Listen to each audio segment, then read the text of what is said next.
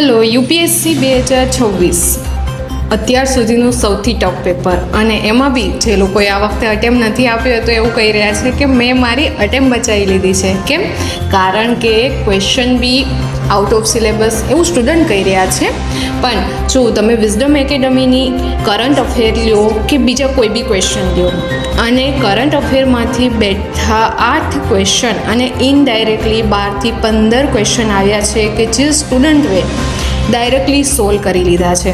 બરાબર છે. અને આ વસ્તુ બહુ સારી કહેવાય કે જેમાં એ લોકોએ પ્રિપરેશન કરી છે ત્યાંથી જ એ લોકોને ક્વેશ્ચન સોલ્વ કરી શકે. એટલે it's a win win condition for student. UPSC exam આપ્યા પછી સ્ટુડન્ટમાં કોન્ફિડન્સમાં વધારો થયો છે.